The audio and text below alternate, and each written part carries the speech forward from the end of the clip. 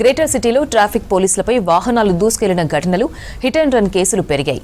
ఇబ్రహీంపట్నం ఘటన మరొక ముందే గచ్చిబౌలి పోలీస్ స్టేషన్ పరిధిలో కానిస్టేబుల్ ను కారుతో ఢీకొట్టాడు యువకుడు. బ్యానెట్ పై ఉన్న కానిస్టేబుల్ ను ప్రమాదకరంగా డ్రైవ్ చేస్తూ తీసుకెళ్లాడు. హిట్ అండ్ రన్ చేస్తే కఠిన చర్యలు తీసుకుంటామంటున్నారు పోలీసులు.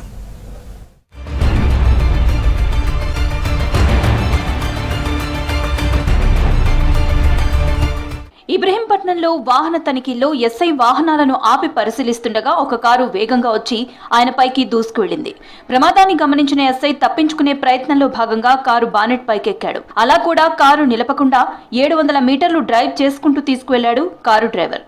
అది గమనించిన పోలీసులు కారును చేస్ చేసి పట్టుకున్నారు. కారులో ఉన్న ఇద్దరు మద్యం సేవించి ఉన్నట్లు గుర్తించారు పోలీసులు.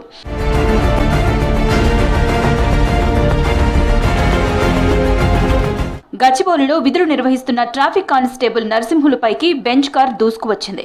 తనిఖీల్లో కారును అడ్డుకోవడానికి వెళ్లిన కానిస్టేబుల్ పై ఢీకొట్టడంతో కారు బానెట్ పై కొద్ది దూరం వరకు తీసుకువెళ్లాడు. నిందితుడు నార్సింగ్ కు చెందిన తరుణ్ గా గుర్తించారు పోలీసులు. ఈ హిట్ అండ్ రన్ కి ముందే నానక్రామ్గూడ వద్ద మరో కారును అతివేగంగా వెనక నుంచి ఢీకొట్టింది ఈ బెంచ్ కార్. దీంతో ఆ వాహనాన్ని ఆపడానికి ప్రయత్నించాడు కానిస్టేబుల్. నిందితుడికి డ్రంక్ అండ్ డ్రైవ్ పరీక్ష నిర్వహించగా మద్యం సేవించి ఉన్నాడని గుర్తించారు పోలీసులు. మోటారు వాహనాల చట్టం కింద కేసు నమోదు చేసి మెజిస్ట్రేట్ ముందు హాజరుపరిచారు. 14 రోజుల రిమాండ్ విధించింది కోర్టు. నిందితుడిని సంగారెడ్డి జిల్లా కంది జైలుకు తరలించారు పోలీసులు. ఒక బెంచ్ కార్ అతను 5556 బెంచ్ కార్ అతను, వైట్ కలర్ బెంచ్ కలర్. ఆ కార్ అతను యాక్సిడెంట్ చేసిండు. బైక్లకి కార్ కి గుద్దేసి అతివేగంతో దూసుకొని వస్తున్నాడు ఆపకుండా అని చెప్పి సమాచారం వచ్చింది. యాక్సిడెంట్ చేసిన కారు స్లో చేసిండు. స్లో చేస్తే నేను స్లో చేసిండు కదా ఆపుతాడు అనుకొని బాబు దిగని చెప్పి పిలవడానికి వెళ్ళినా. అయితే అంతలోనే 2 వీలర్ వెళ్ళిపోయింది, పాస్ అయ్యి వెళ్ళిపోయిన చూసి మళ్ళీ వెంటనే నా మీదకి హెవీ స్పీడ్తో వచ్చిండు.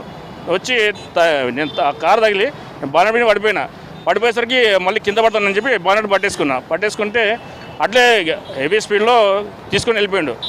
ఆపమని ఎంత అరుస్తున్నా కూడా ఆపకుండా మొత్తం జిగ్జాగ్ నడుపుతున్నాడు కారు. ఎల్లో వాటర్ గేట్ దగ్గర మొత్తం వెహికల్ అడ్డం పెట్టేశారు. వెహికల్, కార్లు, బైకులు అన్నీ, ఆటోలు అందరూ అడ్డం పెట్టేసి దగ్గర పక్కన ఉన్న అద్దం పగలగొట్టి బండి ఆఫ్ చేశారు. కార్ ఆఫ్ చేసి అతన్ని బయటికి తీశారు. తాగినట్టు అనుమానం వచ్చింది మాకు.